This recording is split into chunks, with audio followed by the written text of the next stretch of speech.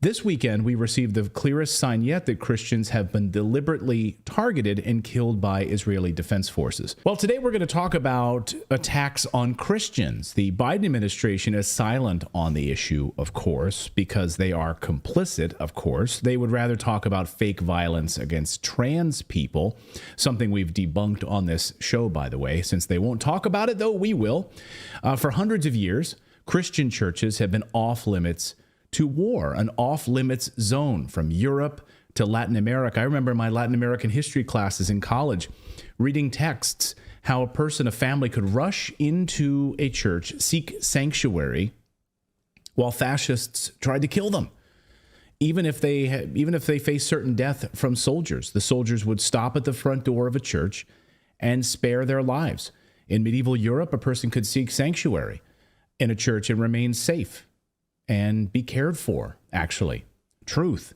But that's no longer the case, and certainly not the case in Gaza, one of the holiest sites for Christians in the world. Christianity was, of course, born here, and it's where thousands of Christians live and worship. In fact, one of the oldest communities of Christians in the world lives in Gaza, dating back to the 1st century. Their plight has been ignored. Many of you, by the way, were very smart on this in our chat room. Many of you at the very beginning of this were asking, what about the Christians who live there? And many of you, in fact, who were talking about the Christians being attacked in that area. Would they be somehow protected, separated from Hamas? Would they be discriminately removed and not attacked? Many of you told us about your Christian family members who were trapped in Gaza, by the way.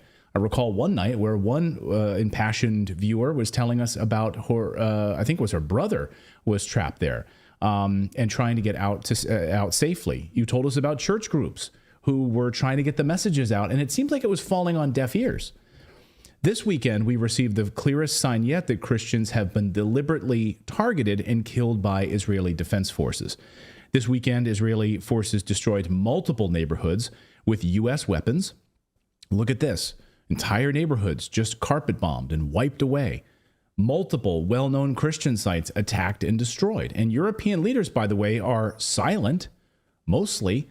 Up until this morning, Italy was silent, oddly. Like, why is Italy so silent? And then they finally came out today and it announced this. In a rare show of criticism against Israel, Italian Foreign Minister Antonio Tajani has slammed Israeli forces for shooting 2 women dead inside of a church in Gaza. An Israeli sniper shot 2 women inside a church.